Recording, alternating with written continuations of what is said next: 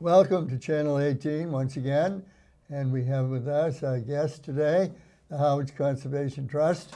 To my far right is Matt Cannon, the Outreach Coordinator, and to my immediate right is Michael Clark, the Executive Director. And Michael, I guess we're going to start with you. You're going to talk about upcoming town meeting. Town meeting, right. Yes. Well, thanks again for having us, Paul. And we'd love to have you. And thanks to the all-star volunteers and staff here, Jamie and Caleb. It's such a great crew here. Yes. What a great resource. So, yes, town meeting coming up on May 2nd, the annual town meeting, right here in the Community Center gym, 7 p.m. One of the articles will be Article 38, which will be a opportunity for voters to consider authorizing, with a positive vote, $500,000 in town funds, Community Preservation Act funds. So remember that Community Preservation Act funds results from the 3% surcharge on everybody's property tax bill. How is that doing? I mean, we keep hitting that every so often, and we pay anything back on that? Well, the 3% property tax surcharge on everybody's property tax bill, that Community Preservation Act funding goes into one, say, bucket. Yes. Then that is distributed amongst 4 other buckets depending on how town meeting voters would like it distributed. That's based on recommendations from the town's Community Preservation Committee. Okay. But the primary uses of the Community Preservation Act fund are affordable housing, historic preservation, open space preservation, or recreation. So that Community Preservation Act fund does not compete or take away from any other sort of general town funding needs. Mm-hmm. Doesn't take away from emergency response, doesn't take away from the schools, highway maintenance. Highway maintenance or repairs does not take away from any of those needs. So it's all dedicated funding sourced from that 3% surcharge on everybody's property tax bill. So, of that Community Preservation Act fund, voters on May 2nd will have a chance to consider committing $500,000 towards the preservation of 17 acres in East Harwich, located on Muddy Creek. You'll see a map in just a moment. There it is. You see the property, the 17 acres shown in red, really located at the headwaters of Muddy Creek flowing into Pleasant Bay. Muddy Creek, also known as Monomoy River, borders both Chatham and Harwich. You know that downstream at Jackknife Cove, where Muddy Creek flows under Route 28, there's been quite a significant salt marsh and bridge restoration project going on, which is scheduled for completion by this coming summer. Now, what was the purpose of that bridge restoration and salt marsh restoration project? Well, it was really to improve the aquatic health, the water quality of Muddy Creek. The 17 acres shown in red could result in up to a 12-lot subdivision, which, if constructed, would send further nutrient loading into Muddy Creek, further compromising the water quality. So we believe that preserving those 17 acres at the headwaters of Muddy Creek makes sense for the overall water quality of Muddy Creek and downstream Pleasant Bay. Not to mention the potential archaeological significance of the site and wildlife habitat importance. So Article 38 at the May 2nd town meeting will enable voters to commit a maximum of $500,000 in town funds. People will see that the article figure is totaled at $800,000. Well, that's because $300,000 will be raised by Harwich Conservation Trust to supplement the town's commitment of $500,000. Mm-hmm. Now, it's important to note that there is not an agreed upon purchase price with the owners, the Marini family, yet. The property was recently listed at $1.55 million. So the $800,000 is simply a commitment through that town meeting warrant article.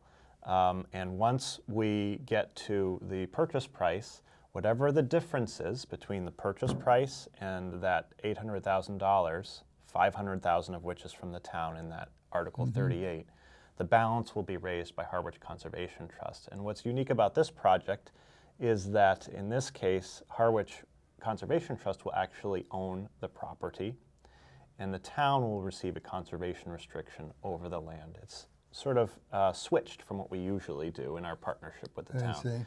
But the property is home to a variety of wildlife, including many bird species. You'll see some great photos in a second, including red-tailed hawk, kingfisher shown here. It's a juvenile kingfisher, belted kingfisher, beautiful bird. These taken by Janet DiMattia, one of our volunteer photographers. But you'll see red-tailed hawk. Isn't that a beautiful photo? It's amazing.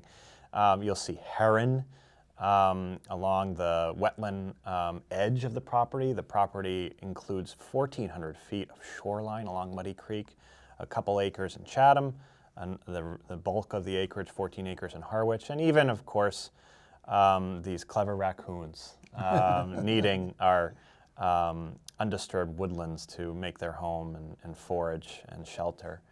A variety of other wildlife depend on the area. It's a wooded valley of forest, meadow, and wetland running down to Muddy Creek.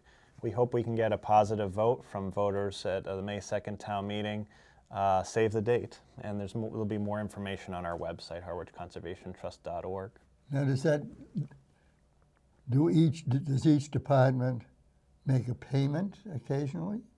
No, it's even simpler. It's 3% on everybody's property tax bill. And it just keeps going every That's year. right. It keeps adding and into you guys keep spending it? No, it's what the Community Preservation Committee in the town, made up of 9 townspeople. Oh, there are 9 towns. No, 9 townspeople make up the membership of the Community Preservation Committee. Yes. They receive applications for funding from the Community Preservation Act Fund. They make recommendations to town meeting voters for uses toward open space preservation, historic preservation, affordable housing, or recreation. Okay. For instance, at this town meeting, there'll also be an important article considering the restoration at Brooks Free Library.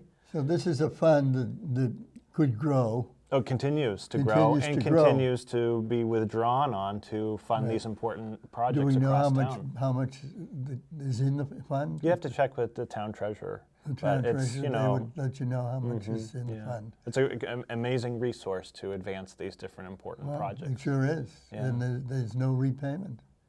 Right, it's separate from the other revenue that's raised through the rest of everybody's property tax to go towards other expenses. That's important to know. You know that, yes. The next year we get 3% more. That's right.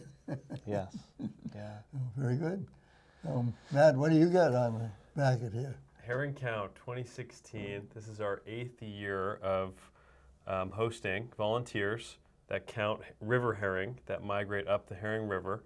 I think we'll have a map to show you in a little bit. And we have one of the most successful runs on the Cape. I think it's the 4th largest up the Herring River. There's a map for you. So the river herring each year around this time come up from the Nantucket Sound. They wander all the way up the Herring River. About midway on that map is the West Reservoir, or the Johnson's Flume.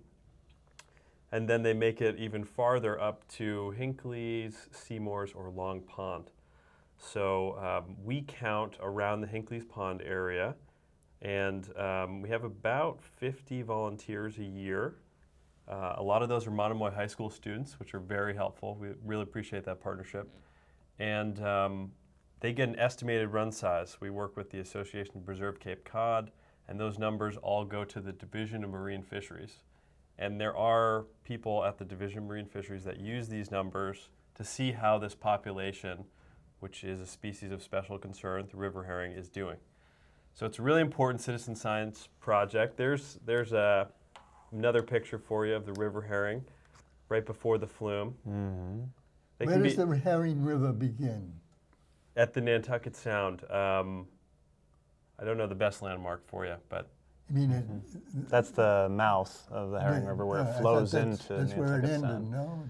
Sure, well, you could call it that. And it begins at the headwaters of, say, the spawning ponds for the herring, Long Pond, Seymour, Hinckley's. Hinckley's really. Yeah. Oh, I see. Yeah. Okay. And then it runs through the West Reservoir and then down towards Nantucket Sound. Yeah. Okay. I knew it came out at Nantucket Sound, but I was wondering where it began. Yeah, Hinckley's Pond. Hinckley's Pond essentially, is a good place, yeah. It's about 7 miles to Nantucket Sound. Oh, okay. So we're doing that again this year. It's April 1st to June 1st. We still have a few slots open. If people are interested, they can contact me. And it's a great citizen science project. It really gets people outside. You get to see spring, and these numbers are important to know about river herring population size. Very good. Well, I hope you have another good year. I hope so. How many herring have we counted now? Did we count last year? Do you know? Yeah, this is the 8th year. We've seen slow growth, so it's fairly stagnant compared to historical numbers. And each year we're gaining more information, but we still don't really know the health of this population yet. Really? So we have, it's important to get this count, right? Yes. Yeah. Very good. It's a species at risk, it really is. So this volunteer effort is very important. There we go. And what's next? We have the 7th annual Meet Your Local Farmers event. That's right. Meet the farmer. Coming up right here in the community center. And it'll be in the gymnasium. And then we'll have over 50 exhibitors this year. We had over 1,000 people last year. Look at that. There you go. There's where everybody was visiting their local farmers, getting to know farmers from across the Cape. These folks come from all over. There'll be representation from E&T Farms in West Barnstable. There'll be folks from Cape Farm Supply, Andrea and Leo Kakunis locally. There'll be Cape Cod Lavender Farm right here in Harwich. Okay. There'll be Pleasant Lake Farm. There's Paul from Crow Farm, one of the oldest farms on the Cape. There will be people from near and far, all sorts of farms being represented. People will get to know their local farmers, learn more about these scenic farm settings and farm-related activities for all ages. It's a really wonderful event. We'll have folks like Capabilities there who run the farm, right? Okay. And other supporting organizations. There's Matt talking to a person interested in our display. We co-sponsor this event along with the Cape and Islands Farm Bureau. So it's been a great partnership. Oh, there's some interesting logo from Cedar Spring Herb Farm, right? Donna Wood Eaton owns and runs that herb farm right here in Harwich. We've been out there. Yeah, oh, have you? Yeah. Yes, yeah. She'll be there too. And it's just a wonderful event. It's a great way to, we'll even have live animals. Some livestock. It's hard to know what kinds at the moment, but this is from last year, we had a couple goats. We even had a Scottish Highland cattle calf. Oh my goodness, look at that one, huh? Cute animal. So we're going to have some more livestock this year. And it's just a great way to shake off a little bit of the winter cabin fever and mix and mingle with folks from the community, as well as, like I said, over 50 exhibiting farmers and farm supporting organizations. And why do we collaborate with the Cape and Islands Farm Bureau? Well, we think as a conservation group, it's a great way to underscore the importance of sensitive stewardship of our land and water resources, right? No farms, no food. Certainly need to take care of land and water resources to cultivate and take care of our crops and other products that come from the land. There's also an important historical or cultural aspect to farming that's tied to Cape Cod's communities. And we think it's important to celebrate that aspect of this Meet Your Local Farmer event as well. So 2 to 5 p.m., Saturday, April 2nd, right here in the gymnasium, free and open to the public. So come on down, and it'll be a lot of fun. And you can see the full list of participating farms and other organizations at our website, harwichconservationtrust.org. Very good. Yeah. So, and the next thing is... the Sea Grill event? Yes, yeah. Yes, good memory, yes. So we have the 14th annual Cape Sea Grill Spring Wine Tasting Dinner, obviously hosted by our very own Cape Sea Grill restaurant here in Harwichport. Doug and Jen Ramler, they're just fantastic culinary creativity there. just delicious, just amazing. So Yes, it is very good. It is. It's very, very popular, and we're lucky to have their strong business support. And so they'll be hosting that 14th annual event on They can hold how many? About 80. 80. Yeah, we have already 40 folks registered, paid. Right. It's $100 per person, but it's a really good deal. It's a full multi-course dinner, plus selected wines, tax and gratuity, all rolled into one.